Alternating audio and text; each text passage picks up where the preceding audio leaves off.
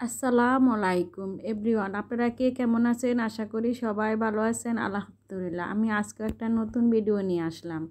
আজকে আমি কসুরমুখী দিয়ে চিংড়ি মাছ দিয়ে রান্না করব। আমি কসুরমুখীটা একটু হলুদ দিয়ে সিদ্ধ করে নেব। কসুরমুখী সিদ্ধ করলে একটা লোট লোট ভাব হয়, কিন্তু সিদ্ধ করলে ওই লোট লোট ভাবটা হয় না। আমার কসুরমুখী সিদ্ধ করা হয়ে গেছে। এখন আমি কড়াইতে 2 টেবিল চামচ তেল দিয়ে দিয়েছি। আমি এখন কাঁচামরিচ আর পেঁয়াজটা ভেজে নেব। বেশি করে ভাজবো না, আমি একটু নরম করে নেব।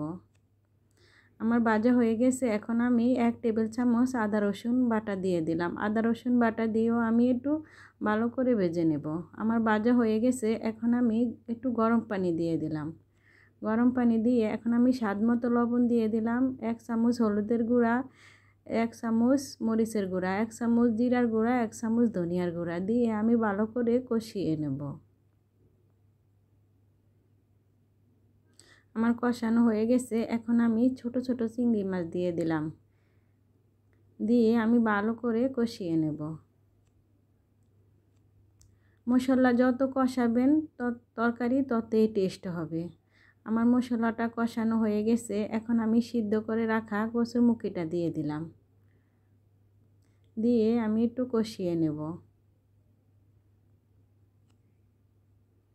আমি ঢাকনা দিয়ে চুলার আঁচ কমিয়ে দিয়ে কচুরমুখিটা সুন্দর করে কষিয়ে নিলাম।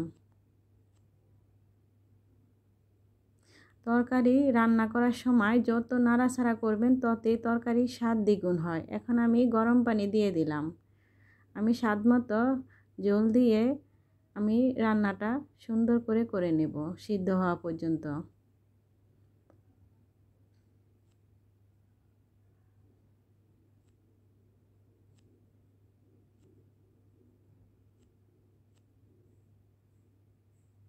আমার তরকারিটা বলক আইসা পড়ছে। আমি আবার একটু নাড়াচাড়া করে দিলাম।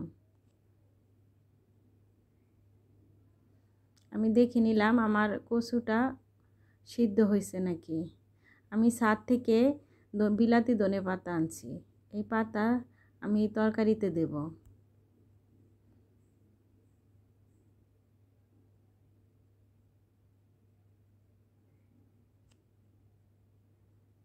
আমি এই ধনিয়া পাতাটা দিয়ে রান্নাটা শেষ করতে চাই।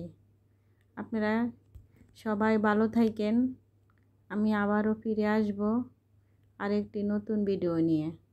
আমার জন্য সবাই দোয়া করবেন, আমিও সবার জন্য দোয়া করব। আল্লাহ হাফেজ।